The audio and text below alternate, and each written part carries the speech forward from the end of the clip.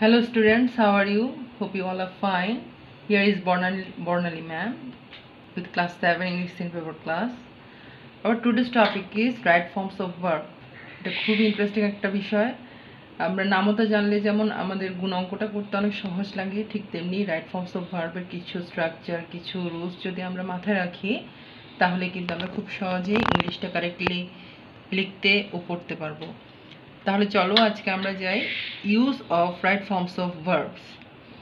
Rule 1, subject third person singular হলে ভার্বের শেষে সাবজেক্ট ভেদে অ্যাস বা ইয়েস যোগ করতে হয়। এটা কিন্তু আসলে আমরা খুব কম বেশি সবাই জানি যে অ্যাস বা ইয়েস যোগ করতে হয়। তাহলে অ্যাস বা ইয়েস কীভাবে যোগ করবে তুমি? দ্য বয় প্লেস ফুটবল, এখানে দ্য বয়ের সাথে প্লের সাথে অ্যাস যাচ্ছে, সেজন্য দেখেন অ্যাস যোগ করব। কিন্তু দেখো এখানে যে গো শব্দটা, গোয়ের সাথে কিন্তু শুধু অ্যাস দিলে হবে না, এখানে আমাকে ইএস যোগ করতে হবে। তাই Rina goes to school. Number 2, universal truth.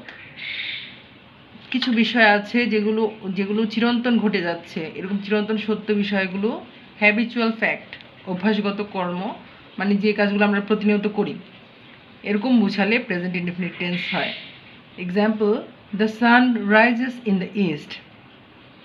Auxiliary verb, আমরা অক্সিলিয়ারি ভার্বগুলো চিনি, am, is, are, was, were. এই বিহীন বাক্যকে নেগেটিভ বা ইন্টারোগেটিভ করতে হলে টেন্স ও সাবজেক্ট অনুসারে ডু, ডাজ বা ডিড বসে। For example, the girl not sing, এখানে নট সিং এর জায়গায় আমাকে ডাস, দ্য গার্ল যেহেতু থার্ড পারসন সিঙ্গুলার নাম্বার, এই জন্য আমাকে ডাস আনতে হবে, ডাস not sing a song. Did he come home yesterday, এখানে ইয়েস্টারডে মেনশন করে আমাকে বোঝাচ্ছে এটা অতীতের কথা বলছে, এজন্য আমাকে প্রথমে প্রশ্নের জন্য ডিড শব্দটা আনতে হবে। Rule 4, may, might, can, could, shall, should, will, would, এই শব্দগুলোকে আমরা চিনি, এগুলো হচ্ছে মোডাল অক্সিলারি। এই অক্সিলারি ভার্বের পরবর্তী শব্দটি, পরবর্তী যে ভার্বটা থাকে সেটা সবসময় প্রেজেন্ট ইনডেফিনিট টেন্স হয়, অর্থাৎ মূল ভার্বে থাকে।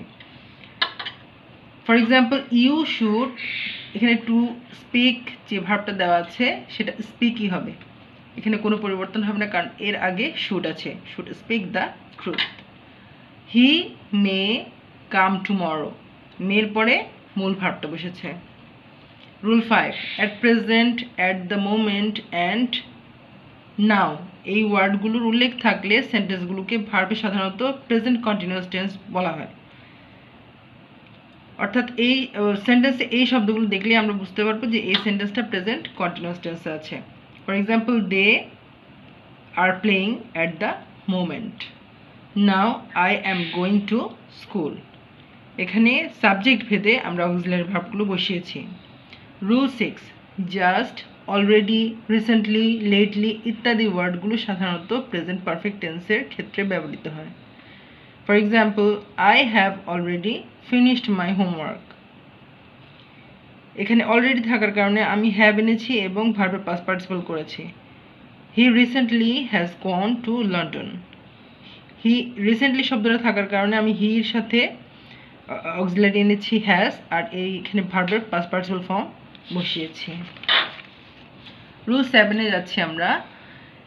হ্যাভ, হ্যাজ, হ্যাড, এই অক্সিলারি ভার্বগুলোকে কোনো সেন্টেন্সে ব্যবহৃত হলে মূল ভার্বটি পাস্ট পার্টিসিপলে পরিবর্তিত হয়।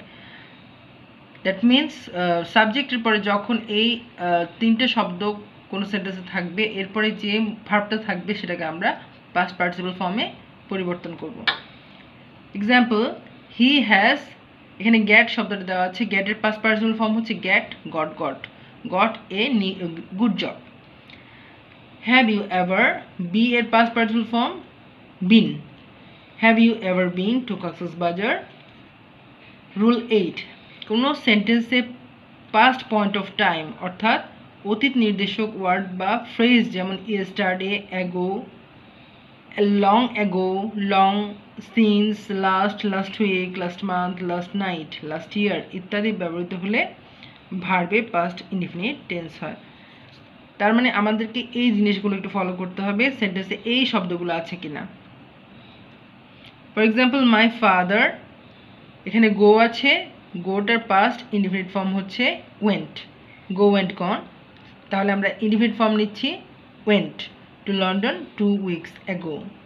হি পাস্ট পাসের indefinite form passed the SSC exam last ইয়ার।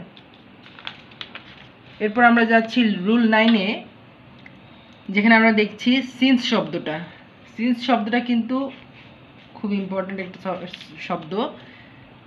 এই শব্দটা যদি ক্লজ বা সেন্টেন্সকে যুক্ত করে, দুটো ক্লজ অথবা সেন্টেন্সকে যদি যুক্ত করে এবং সিন্সের পূর্ববর্তী ক্লজের ভার্বটি যদি প্রেজেন্ট ইনডিফিনিট বা প্রেজেন্ট পারফেক্ট টেন্সে হয়, তাহলে পরবর্তী ক্লজ এর ভার্বটি পাস্ট ইনডিফিনিট টেন্সে হবে।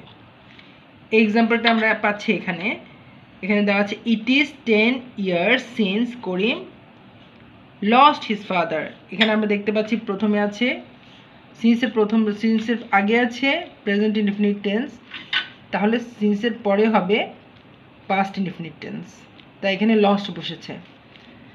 এরপরের পোর্শন আমরা যাচ্ছি সিন্স এর পূর্ববর্তী ক্লজ এর ভার্ব পাস্ট ইনডিফিনিট টেন্স হলে পরবর্তী ক্লজ এর ভার্ব পাস্ট পারফেক্ট টেন্স হবে। এক্সাম্পল আমরা দেখতে পাচ্ছি 5 years passed since I had met you again। তার মানে এখানে সিন্সের আগে যেহেতু পাস্ট ইনডিফিনিট টেন্স আছে, তাহলে পরের অংশে পাস্ট পারফেক্ট টেন্স হবে। তাহলে ডিয়ার স্টুডেন্টস, এই 9টা রুল ভালোভাবে পড়বে। আমরা পরবর্তী ক্লাসে আরও কিছু রুল নিয়ে তোমাদের সামনে হাজির হব। আর ততদিন পর্যন্ত তোমরা অবশ্যই প্র্যাকটিস চালাবে এবং নিজে নিজে কিছু লেখার চেষ্টা করবে, ক্রিয়েটিভ রাইটিং। তাহলে স্টুডেন্টস সবাই ভালো থাকবে, সুস্থ থাকবে, নিরাপদে থাকবে। All the best.